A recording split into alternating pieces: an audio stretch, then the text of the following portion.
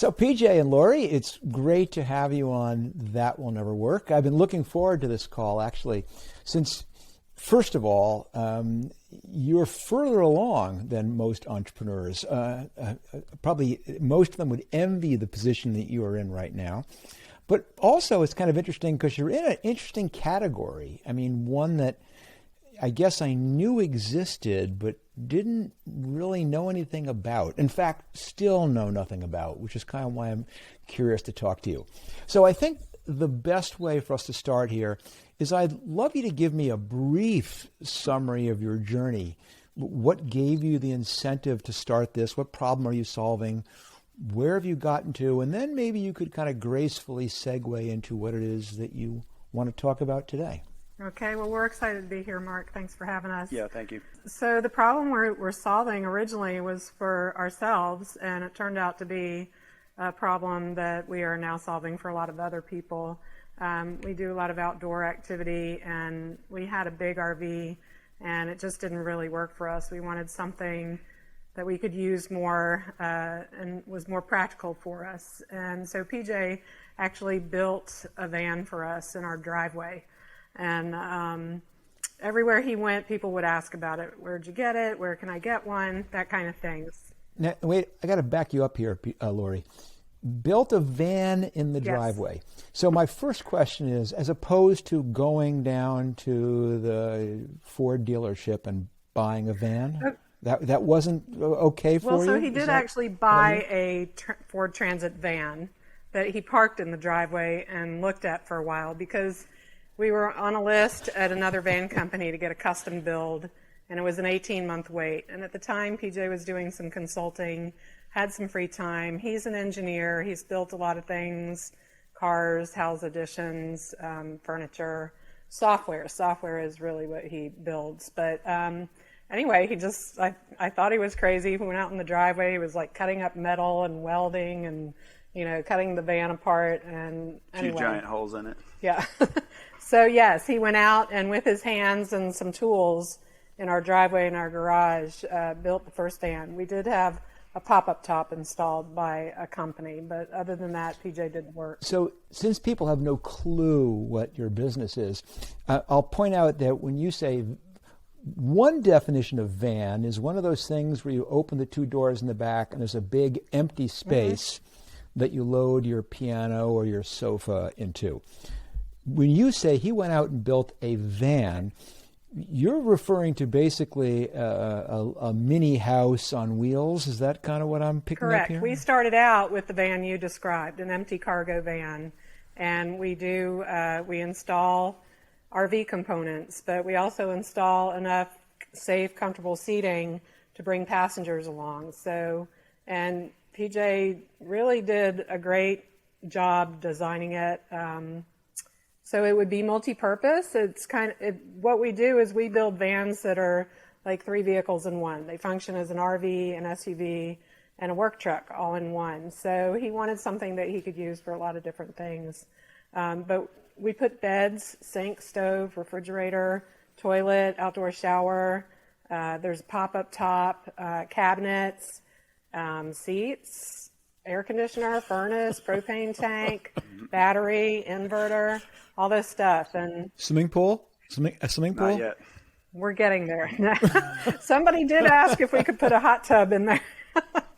So I hope they were kidding. But it was so intelligently and well designed, Marc, that when we decided to start mod vans, and we knew we wanted to be certified by the Recreational Vehicle Industry Association so customers could have access to RV financing, that there were very few changes we had to make because PJ had done such a good job. And I think part of it is when he was building it for our family, and so he designed it to be safe and for families, How long ago was that?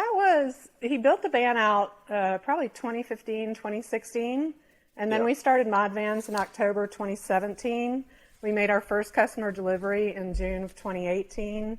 And so 3.5 years later, we've delivered close to 90 vehicles. And we're just trying to grow so we can build mod vans for everybody who wants them.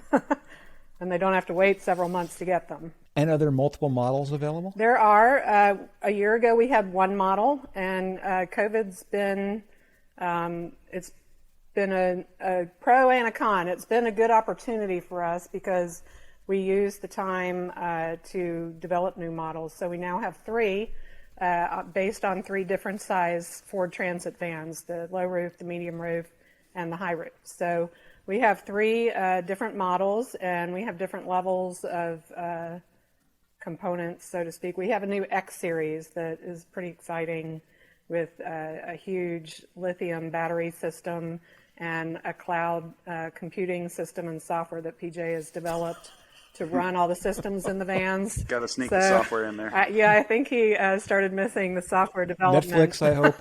Oh, yeah. It comes bundled in. They actually do have Netflix, believe it or not. You get the Fire Stick, and then we can put it in a little LCD flip-down TV. So, I mean, I'm glad you brought up the COVID situation. That certainly must have been a huge boost to your business, because I certainly know, I mean, all of a sudden RV sales went through the roof. There's nothing available. Little Airstreams, 3 or 4 year, 5 year wait. That must have been a nice accelerant. We have had great demand from the start, so it wasn't a huge change in demand for us. We have pretty consistent demand. I like to say, if I had 100 vans built out sitting in the parking lot, I could sell them in a week. And that's pretty consistent for us. I mean, people love our vans. They want to buy them. So COVID wasn't a challenge in that way. It was more supply challenges. And so it was good for us to learn how to adapt, find alternate vendors, alternate products. Required a lot of new engineering, but we really made the most of it. Like I said, we did develop new models, and we had to change our model a little bit because the vans we ordered from Ford, we usually order vans directly from Ford, and I didn't get any of my vans this year. So we had customers purchasing vans from dealers around the country and shipping them to us to build, instead of us providing a van that we buy wholesale from Ford. So it's just been a good opportunity for us. We also spent a lot of time improving a lot of the features of our van. We redesigned cabinets, we redesigned the control panel, the wiring system.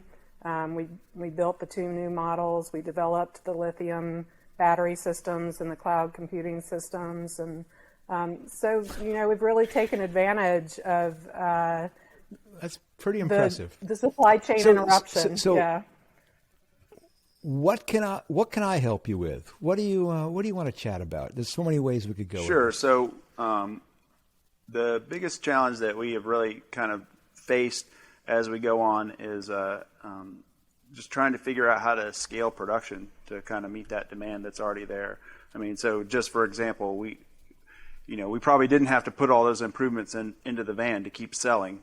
We were selling with the van that we had when we started with, but some of the improvements have been on the manufacturing side, just figuring out how to build more efficiently, and also to kind of scale, how to add management layers and stuff like that. But right now we have a major constraint in funding, and we kind of already did let's kind of grow a little bit slow. Let's take the next incremental step. We've done that a couple times, and then the second time, we're just really seeing that, we think it makes sense to really go to the next major level. So we're trying to figure out a few different paths to fund it, and so that was we were hoping maybe you could, not necessarily know, because probably haven't worked on exactly this kind of building, but maybe just give us some advice on some different options. So we funded the business so far. We started with an SBA loan for $280,000, and then we did regulation crowdfunding. I don't know if you're familiar with that, but we ended up raising about $3 million from 3,700 different investors, retail investors. Average investment size is about $300. Those are all Class B non-voting shares, but they do have equity in the company. And so that's kind of what got us to where we are now. And then we can continue going down that path. The big brother to regulation crowdfunding is Regulation A+. And so I kind of actually have done most of the legal setup that's needed for that. It's pretty involved, but anyway, I've been studying on it for a year and a half or something, so I figured out all the pieces for that. But there were some changes in the way that Apple does their advertising on the iPhone that kind of hit us hard on the crowdfunding marketing. And then also I kind of started looking at our peers in that space that are using Regulation A+, and it just seems like they're not able to raise the amounts of money that it looks like we're going to need now and then down the road. So I've been looking at lists of private equity firms, for example, considering maybe having another go at venture capital. I didn't have much luck with them in the beginning. So I'm looking at some of those things, and then just thinking about, like, let's just say, for example, that I wanted to at least give venture capital another try. What presentation materials do I really have to have? Do I have to have something super slick? Or can I just kind of go with my default, which is tables and numbers without a lot of fancy graphs and stuff that just lay the information out, but not necessarily beautifully. So just as a quick, give me a sense of perspective, do you have some rough idea of how much money you think you're trying to raise? Yeah, so we've actually done quite a bit of research research on this, so I don't want to go crazy, but I do want to take a pretty big incremental step. We want to move to Reno. We want to scale the manufacturing about 10 times from where we are. And we think it's going to take about $30 million. So we want to raise $30 million. And you use the $30 million, and the reason to go to Reno is to put it all on black so that you can turn that into $60 million. Is that the plan? Yeah. No. So we did a lot of studying. So for the last couple of years, we've known that our current manufacturing facility in Oxnard, it's just too small. It's been too small. So we're always thinking about where we're going to go. And so we just have been kind of analyzing. We have a big, long pro-con list of all the different places that we could move to.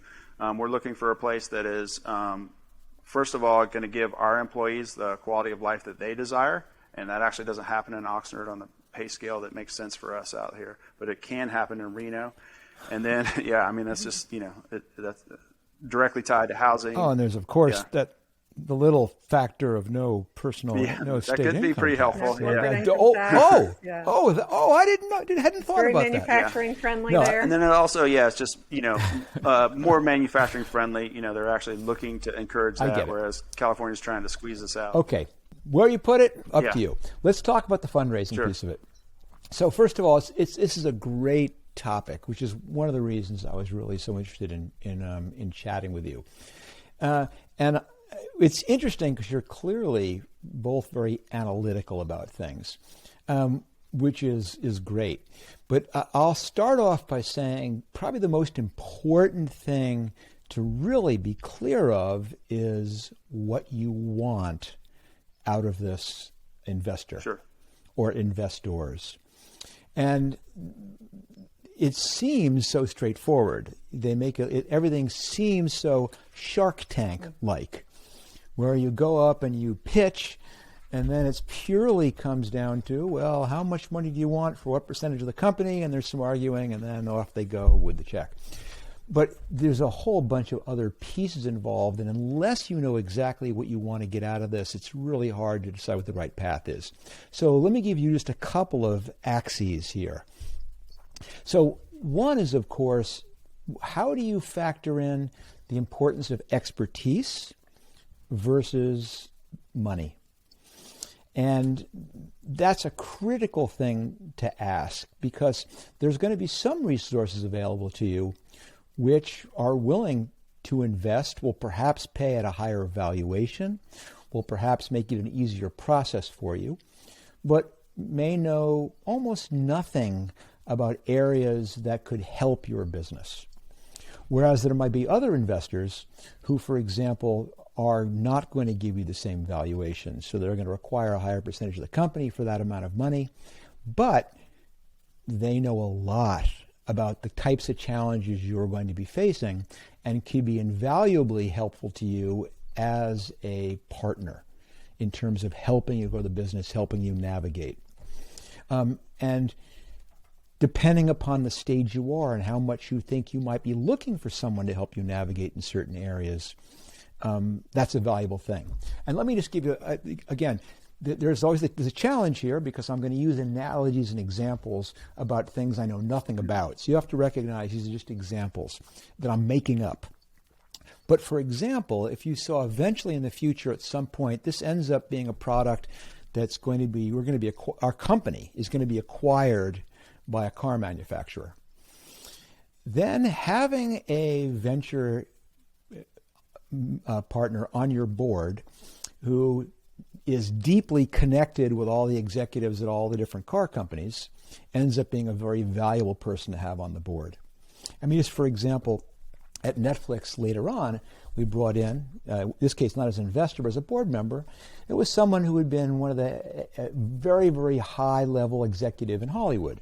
Because at the time, what we said to ourselves is the money is fungible. We can get that from a lot of places. What we're looking for at this point is someone who can help us as we try to become much more of a presence in Hollywood. And it would be great to have somebody who can get us on the phone with the presidents of all the studios if we needed it. So that's what I mean by the difference between expertise and money. And factoring in to what degree those are relatively important to you is one way to approach it. The second thing that you might want to think about, and you actually hinted at this a little bit, is what you envision for yourself in the future. And to what degree you say to yourself, no, we envision this being a closely held private company for the foreseeable future.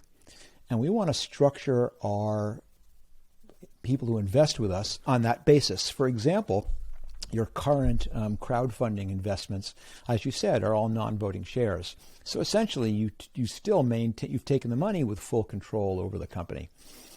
As you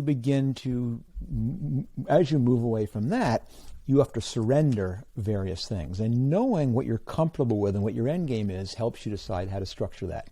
And there's lots of ways to do it. But let me give you a very basic A-B. So one, you say, I'm going to go purely with VC, with venture capitalists, who basically have a very simple business model.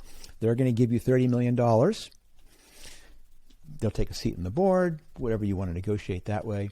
But ultimately, what they want is they want their $30 million back, and they want another $300 million or so, or hopefully even more than that. In other words, and so by taking the money, your obligation is basically you have to pursue a way that there eventually is some way for this person to achieve some liquidity, which is that they have the opportunity to get their money back. And that needs to be presented to them so that they see some way. Basically, if you go, oh no, this is going to be a fourth generation legacy family business, it's always going to be closely held. Your money's going to come in, and lo and behold, you'll have a certain percentage of this company, but there's never going to be, it's going to be very hard for you to get your money out. That's a tricky thing to do. So if you envision that, you have to know that in advance. Let's go the other direction. Let's say you go, hey, the reason that we built this initial camper van in the driveway is because we don't like working all the time. We like taking off for 6 weeks and driving across Canada. We love, and our envision here is we'll do it for 2 or 3 years and then we're out of here. Because then you begin moving in a different direction. And the reason I mention that direction is you mentioned private equity. Generally, private equity wants control. Yeah, that's what I've seen. Generally, private equity says, all right, we're going to give you the $30 million, or we're going to give you more. We're going to give you enough money to do what you need to do, but we want 51% of the company. And the reason you're keeping 49% is not because you get 49% of the say. It's because we don't want to pay you cash we don't want to buy your company entirely. We want you there running it and being in. But fundamentally, they own the company. They control the company. And they decide what happens with it. And it's friendlier than that, but it's not always like that. But generally, that's how private equity works. So they'll come in, they'll see a company they think lacks that, or I shouldn't say it this way. They say, PJ and Lori, a bunch of Oxnard kids, what do they know? Us, with our global network of executives, we can take this little company that they're valuing at $100 million in 2 years we can make it $1 billion company. That's their mindset.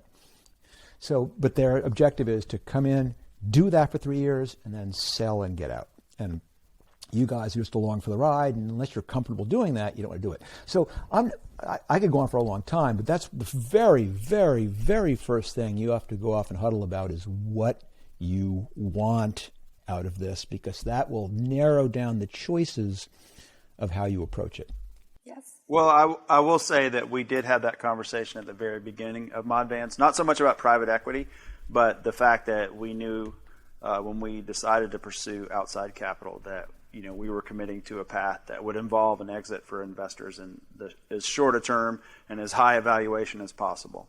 So, I mean, we knew that when we kind of did that we made a conscious choice to take that path, and then and the other part of it is we do see that the business can potentially grow to 10,000 vehicles a month. I mean, I think it's at that level. Not tomorrow, but over time. And the thing is, just to clarify something, it's not an evil thing to want your money back if you're a VC. Sure. I mean, that's the world that I prefer to play in, because I do like the let's go for it businesses. And you need a partner like that who's willing to put the capital behind your aspirations. But it does not need to be quick. I mean, I think the first investors, certainly the second investor in Netflix, invested 21 years ago, and they still have not liquidated. So they're still in. They're still, they've had the IPO, but some people want to ride along with you. The thing that they want is they don't want lifestyle. So if they're sitting there and Lori pipes up and goes, if I had 100 vehicles on the lot tomorrow, I could sell them all. Their ears perk up and they go, okay, let's go for it. Let's and they come up with some plan to go full speed ahead to get to that point as quickly as possible. And you may be going, oh my God, that means hiring way more people than I wanted to. That means opening multiple factories. Now I'm on a plane flying around. Slow down. But here's an opportunity. We're going to grab it without a factor about to what degree does this impact the PJ and Lori show. Okay. Let's just, for the simplicity of it, let's just say you're going to go venture, just so I could, in the reasonable amount of time we have, to take a subject we could talk for months about and condense it into a 30-minute podcast. You asked a great question, which is, how do I go about this as I take another run at it? And I'll quickly say, I think you've got a great shot at this being a professionally financed business, because you have done the hard work of proving there's a there. Mm-hmm. You have demonstrated you can design and build cars, and you've done so to create something which people actually want. So that's the magic of this whole thing. So you're in a great position to say we're ready to scale. And that is a perfect opportunity to bring in financing where you're not spending hours a night, PJ, working on bringing people in 3,700 investors. Holy shit. It was a lot of work. Yeah, it's crazy. You can when you could do 10 times that in 1/100th the time, it's a compelling proposition. And gain expertise at the same time that few of these 3,700 would be able to offer you, in terms of connections, in terms of been there, done that, in terms of being able to have a resource that two of you can call if you find someone who has, in fact, I've put money into 30 different manufacturing companies, all of which have expanded. In fact, 6 of the 300 are doing automotive, 2 are snowmobiles, mm-hmm. 1 is, when you find someone like that, and you go, God, we're getting screwed up here. And he goes, let me get the chairman of Ford on the phone. And you go, wow, holy crap, this guy's helpful, or this woman's helpful, whoever it is. So what are they looking for? And don't over-index on what is going to be presented. What they're looking for is there's not certain numbers. This is not a test. There's not certain right answers. What you want to think about is, what are they going to take away intellectually and emotionally from the meeting? And yes, there'll be a time later for the due diligence where they want to dig in to all of these numbers. But in this initial presentation, and quite frankly, the first presentation, which is where you're with the first partner, where they go, this is incredible, and love it enough to bring it to the partners meeting. Those two meetings are way more based on what they're taking away intellectually and emotionally than on some financial analysis. Mm-hmm. And what they're looking for is, in my opinion, three things. The first thing is they're taking the measure of the founders or of the people who are going to be running this business. Because for them, this is absolutely, you bet on the jockey, not on the horse. And they're going to be trying to get a sense of the two of you. And number one is they're going to say, do these people understand the business?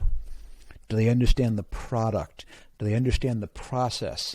Do they really understand their customers and the supply chain? Do they understand the competition? Do they understand the trends? Do these people get it? And so you'll see that's not, is the number 7 million or is it 6.5 million? It's, do they understand it and have a grasp of this stuff? That's the first one. The second thing is they want to make sure that you have your hands on the wheel. Meaning, do you really know how to steer this business effectively? Because there's going to be times where a year in, you're going to miss a number. You're going to have a forecast and it's going to slide. Something's going to come up that you're going to miss. And that happens. But there's a difference between the founders who call up and go, oh my God, we're down 30%. I have no idea what the hell this is about. I'm going to try and figure it out.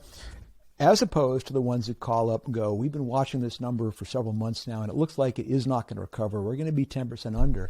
But we put in place a plan a few months ago and we're pretty much on the way there. Do we think mitigate this and be able to recover? In other words, they want to see that this person knows what they're going for and has the ability to get there, that they have their hands on the wheel. And the last thing they're looking for, this is out of you, is do they trust you? Do they trust that you'll be a partner who will give it to them straight? Do they trust you that you'll be a person who keeps their best interests at mind? Do they think you'll be transparent with them in running the business? And which means coming in and not trying to snow people or sell people, but demonstrating with your confidence and your clarity and your conviction that you get it and that what you're going to present to them is honest and true and that your excitement for this is genuine.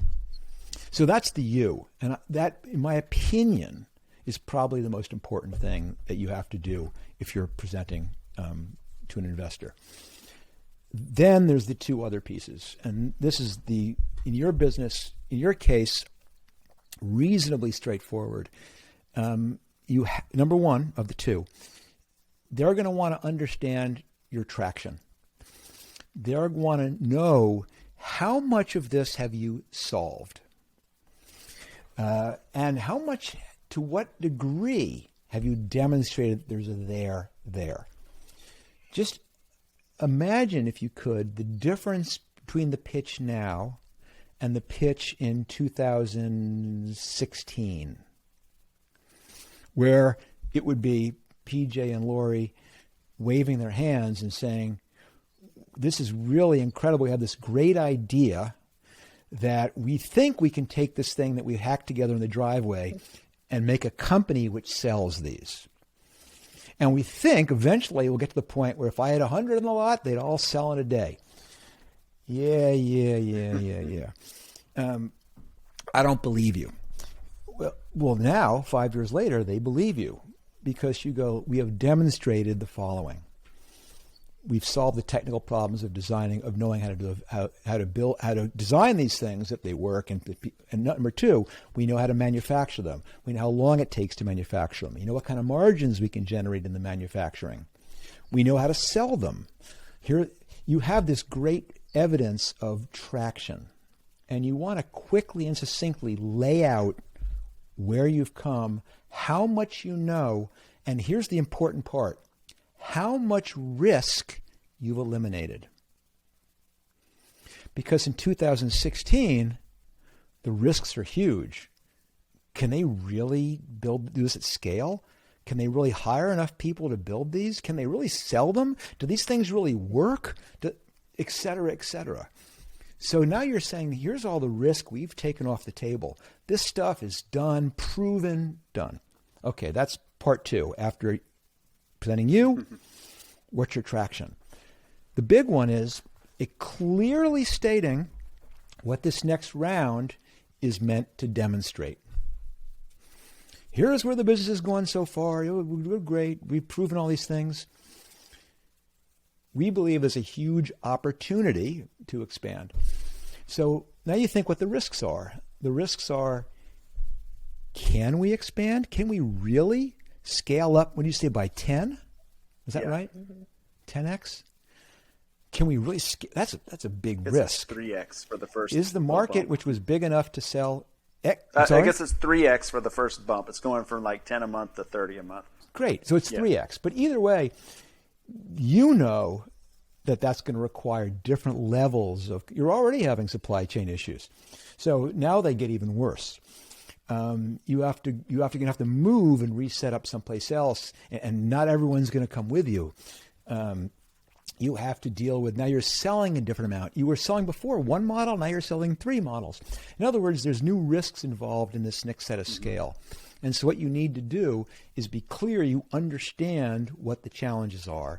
And here's why I'm confident I can do it. And here's what happens if we're successful.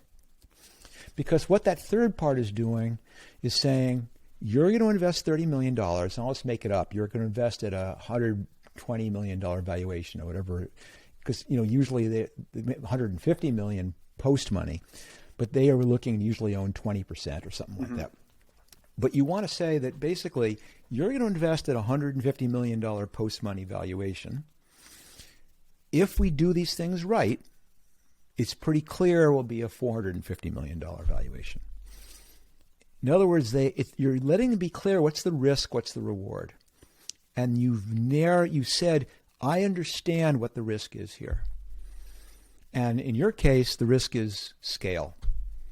Do we have what it takes? The risk that you're worrying about, Mr. Investor, is, does PJ and Lori have the skills to scale up our manufacturing 3x? And do they have the sales skills to sell 3x? And does the market support 3x? And if we can we accomplish that for $30 million? Let me show you how. And if we do, what will this company look like? Well, it should look like a $1 billion company. So now we've done a 6x on your money in 18 months. But I mean, again, caveat, making shit up. But it's how they're going to think. So there it is. It's simple. Show who you are. Show your traction. Be very clear what this next round is meant to do and how, if you do it, it can be financially lucrative for everyone involved. I think you answered the question about, like Reg A plus versus try to go for VC. So at least in my mind, you did. Did it make... I hope the answer was, holy crap, we are definitely doing crowdfunding again. So... No. You're thinking VC is a better way to do that? So my reluctance really comes from my prior experience. So when we did the original software thing and we had about $1 million of orders on the books, me and all my software buddies thought this would be a no-brainer. We could just call the VCs that we had worked with in the past, and with that kind of traction, they would be, at least interested. I did get to present to quite a few VCs, but they all kind of said, "Oh, we don't invest in this kind of business." I mean, I'm sure that there was more to it than what they said in words, But that was pretty much the feedback I got. So I guess I have concerns that would repeat itself again, and I'd kind of get bogged down. It's kind of sad to present over and over again and kind of get the same up and down cycle. Well, if you pitch to Andreessen Horowitz, you're going to get shut down in like 2 seconds because it doesn't take a lot of research to look at what their investment premises are. And I hate to clue it to you, but hardware and automotive manufacturing is not on their list of investable premises. Sure. So part of this is you doing your homework and identifying not just which funds do your kind of business, but then at those funds, which of the partners makes investments in your type of business. Because unless you find that right match, yes, you're going to get shot down right away. And you're correct. They're not going to tell you. They're going to go, come back to us when you're in a little bit later stage. Or they're going to, we want some proof, blah, blah, blah, blah, blah, yeah. blah. But if you find the firm who, again, making it up, who's the investor in Polaris? Who is the investor in, all these little small, relatively small companies who at some point had to be small and had to have some interesting idea and were trying to move to the next level. There's people whose premise is that there's going to be an explosion in whatever category you see yourself in. That's their whole investment premises, and they're looking for companies that meet that premise. And then once you find that fund, there is a certain partner. Who is the person who made the I don't know the category, but you do. You do know who all your competitors are, who are the other companies who are doing mods, who are selling Airstream competitors, who are Airstream. Those investors know that space, and they are actively looking for people who have the opportunities that you might be able to deliver to them. And then at that fund, there is one partner or two who specializes in that category. And so this is not making 100 pitches to random people. It's making 5 to people who are looking for you. And if you find that, I won't say it's easy, but it's not crazy. And then here's the other piece. This is a great conversation. Conversation is the wrong word because I'm not letting you squeeze a word in edgewise here. When are you targeting trying to do this? Now? So we have a couple big projects that we're wrapping up for the end of the year, and I'm kind of working on this in the background, which is part of the reason I reached out to you at this time. But yeah, I mean, as soon as we get these couple projects just completed and out the door, which should be the end of the year. Okay, well then here's some advice. Here's what I'd like you to do a year ago, please. Okay. Sure. So, you don't have the hot tub. You have the time machine built in, probably, right? It's like you have the Back to the Future DeLorean. Next version. Anyway, if you can go back a year, what I'd like you to do is I'd like you to do the research on who these VCs are. I'd like you to reach out to them. This is a year ago, and say to him, I am not raising money now. I'm not ready. But I think maybe in a year and a half, I'm going to think about doing a raise. I would love to sit you down and walk you through what we're doing. Guarantee that's the easiest yes you're ever going to get from a VC. Yeah. Have lunch. Let me share what we're working on. I just want to get your idea. And what you do is you ask him the exact question you asked her. You ask her the exact question that you asked me. Is I'm really kind of struggling now with, do I do private equity or should I go venture? How are funders thinking about this word? How do I involve this person in understanding your business before it's you sitting across the desk asking for money? So you're late, but it's okay. You establish these relationships. You can always do that now if you want, unless you really need the money soon, in which case then you're starting a process. But for those people out there listening who do have the time and think at some point in the future that you do want to raise money, it's never too early to start the conversation, because it's much, much easier to get time from someone if you're not pressing them to make a decision on the spot, but instead want to get acquainted, because part of what their job is to understand what else is going on, and they'll be happy to take that meeting. Interesting. Makes sense. So I don't know, guys. I hope this helped. It sounds like you guys have got things pretty wired as it is, but well, I have one more weird question for you. You ready? Can I have a little time for it? Hit me. So Sure. we are in the process of also, and this would be part of the $30 million pitch, developing a totally electric version of our vehicle.